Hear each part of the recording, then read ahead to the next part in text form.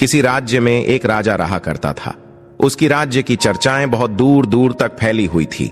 उस राजा का पुत्र था जिसकी उम्र कुछ ज्यादा नहीं थी, 12 या 13 वर्ष होगी। वह राजकुमार बड़ा ही सुंदर था। जब राजा ने उसकी शादी की तो राजकुमार उस वक्त मात्र 14 वर्ष का था और राजा अब बूढ़ा हो चुका था।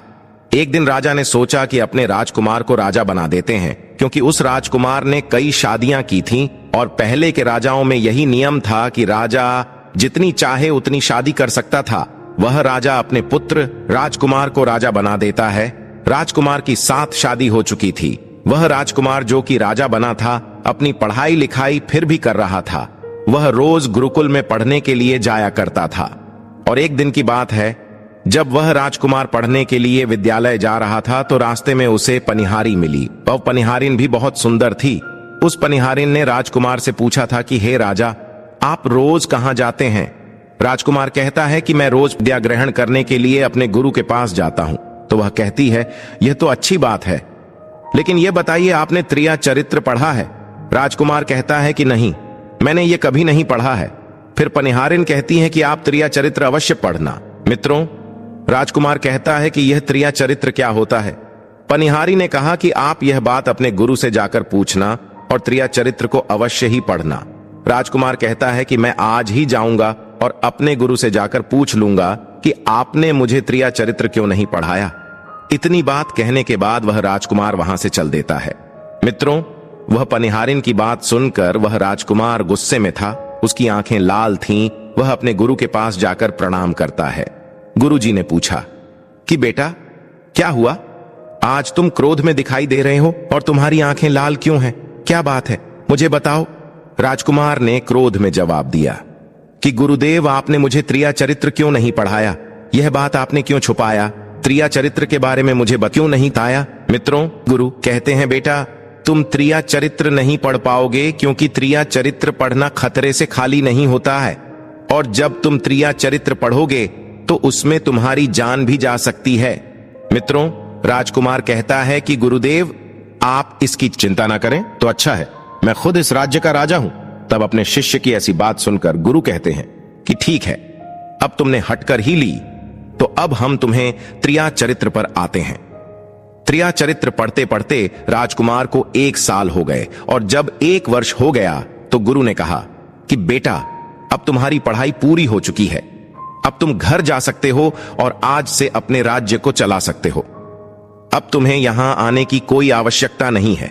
मित्रों, राजकुमार कहता है, ठीक है गुरुदेव।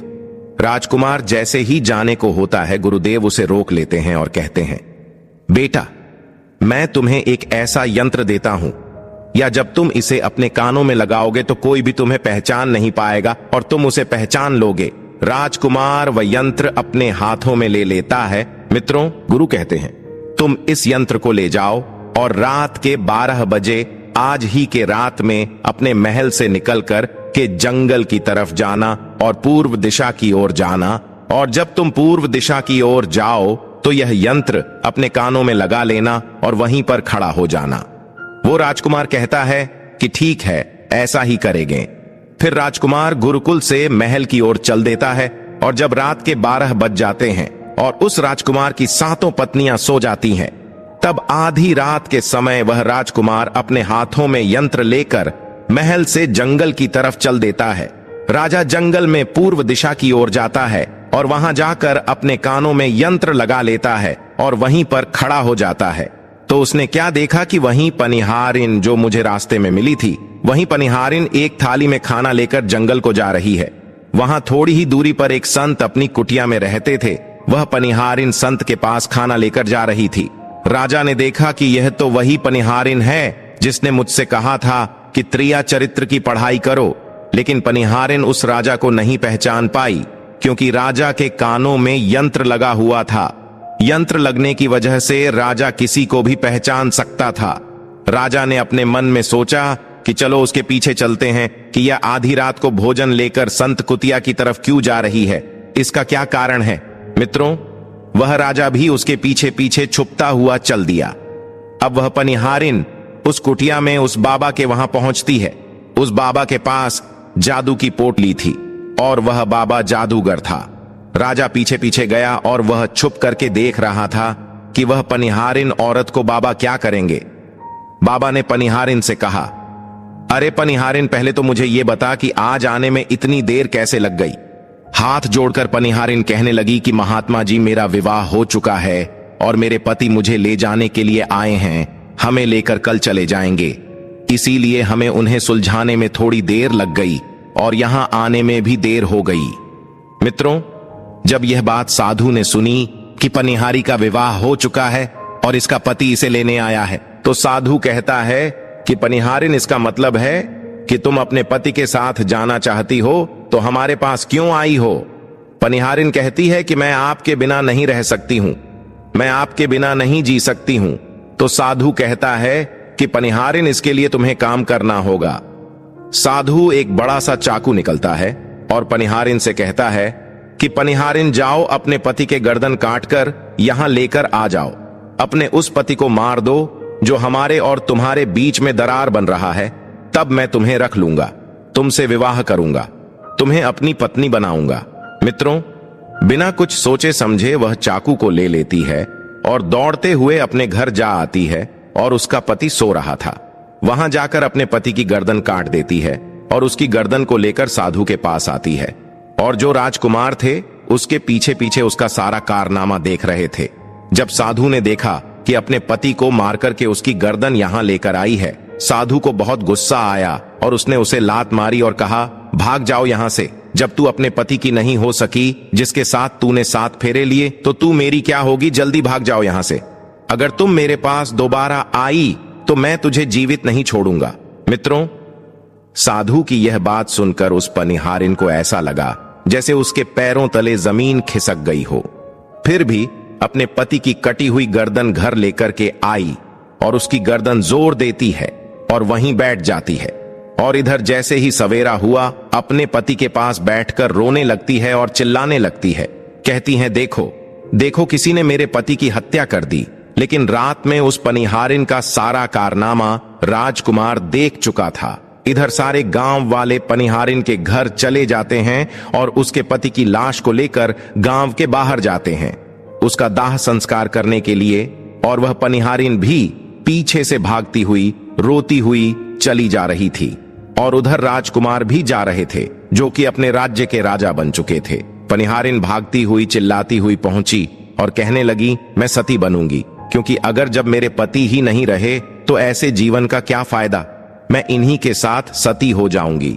राजा को उसकी बातें सुनकर हंसी आ जाती है और राजा कहता है, त्रिया चरित्र जाने ना कोई और खसम मेरी के हुए सतीराज। मित्रों, राजकुमार की यह बात और कोई तो नहीं समझ पाया, लेकिन वह पनिहारिन समझ जाती है। कहती है कि राजा साहब, आप हमारे ऊपर यह बात कह रहे हैं, लेकिन चलिए कोई बात नहीं, मैं सती हो जाऊंगी। लेकिन पनिहारिन जाते जाते कहती हैं, मैं तुम्हें एक बात बताती हूं। राजकुमार कहता है, क्या बताओ। पनिहारिन कहती है कि राजा साहब, आप जब चटाई पर बैठे तो चटाई को झाड़ कर बैठना। राजा कहता है कि यह पनिहारिन क्या कह रही है, मैं तो राजा हूं, मुझे चटाई पर बैठने की क्या आवश्यकता है। पनिहारिन कहती हैं कि नहीं, जब भी तुम्हें कोई नौबत आए चटाई पर बैठने की, तो तुम चटाई को झाड़ कर बैठना। राजकुमार कहता है कि चलो ठीक है, अगर तुम कह रही हो तो मैं ऐसा ही करूंगा। और कहने के बाद वह अपने पति के साथ सती हो जाती है और राजकुमार उनका अंतिम संस्कार करवाकर को उस साधु की कुटिया की तरफ जाते हुए देखा। राजकुमार के पैरों तले जमीन खिसक गई। वह अपने मन में सोचने लगा कि ये क्या चक्कर है। तभी उनमें से एक रानी राजकुमार को देख लेती है, लेकिन रानियों ने अपने पति राजकुमार को नहीं पहचान पाई, क्योंकि राजकुमार अपने कानों में यंत्र लगाए हुए थे।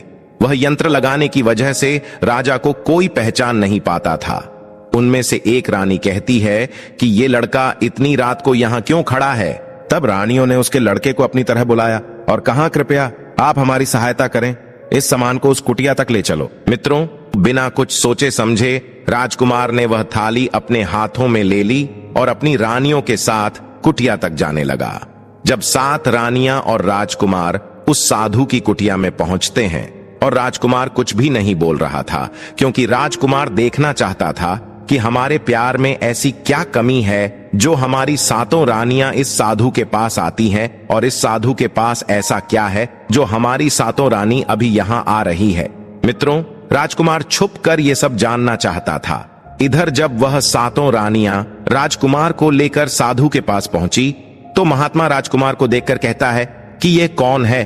तो सातों रानियां कहती हैं कि महात्मा जी, ये बालक हमें रास्ते में मिला, इसने हमारी सहायता की तो हम इसे अपने साथ लेकर आ गए। रानी कहती है कि एक काम करते हैं, इसे आज रात यहीं रहने देते हैं, कल सुबह होते ही यह चला जाएगा। उस साधु उनकी बातों को मान लेता है। वह साधु अपने शिष्य को बुलाता है और उससे कहता है कि आज रात के लिए इस बालक की रुकने की व्यवस्था कर दो। वह शिष्य राजकुमार को लेकर एक कमरे में जाता है। उस कमरे में एक चटाई बिछी हुई थी। शिष्य कहता है कि देख भाई, आज तुझे चटाई पर सोना पड़ेगा। वह शिष्य राजकुमार को इतना कहकर वहां से चला जाता है। मित्रों, राजकुमार उस कमरे में अकेला पड़ जाता है। अपने मन में सोचता है कि आज तो नौबत आ ही गई चटाई पर सोने की। चलिए कोई बात नहीं, आज की रात हम चटाई पर ही गुजार लेंगे। राजकुमार जैसे ही चटाई पर बैठने ही वाला था, उसे पनिहारिन की बात याद आ गया। वह सोचने लगा कि पनिहारी ने मुझसे कहा था कि जब भी तुम्हें चटाई पर बैठने की नौबत आए, तुम चटाई को अवश्य झाड़ लेना। चलो आज पहले झाड़ ही लेते हैं, हो सकता है इसका कोई राज हो। जैसे ही राजा ने चटाई उठाई तो उसने क्या देखा?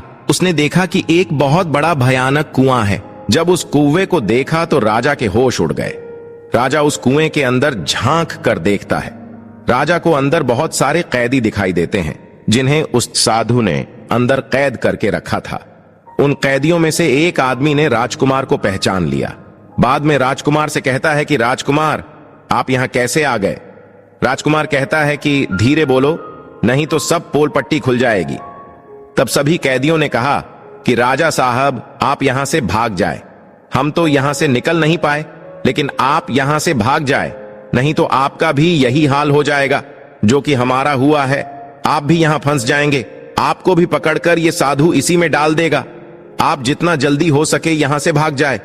राजा जब उस कमरे के अंदर गया था तो अपने कान में से यंत्र निकाल लिया था, और जब राजा वहां से भागा तो अपने कान में यंत्र लगाना भूल ही गया। मित्रों, राजा को भागते हुए उन रानियों ने और साधु ने देख लिया था। रानियों ने जब राजा को भागते हुए देखा तो रानी कहती है, यह तो हमारे पति है।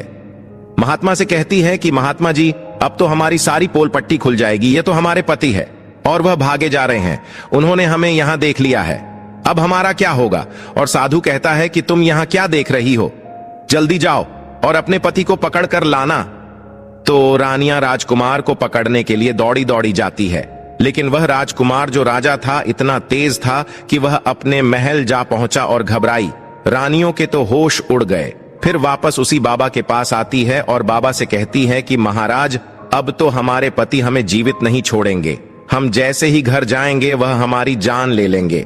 महात्मा, आप हमें बचा लीजिए, इसका कोई उपाय कीजिए। तब जाकर वह साधु रानियों को एक जादुई कील देता है और कहता है कि जब तुम जाओ तो अपने पति को बहला फुसलाकर उसके माथे में यह जादुई कील घुसा देना, तुम्हारे पति को ढेर बना देगा और साथ मिलकर उसे मार देना, बस कहानी खत्म हो जाएगा। मित्रों, वो सातों रानियां साधु की बात मान लेती हैं और जादुई कील लेकर महल आती है।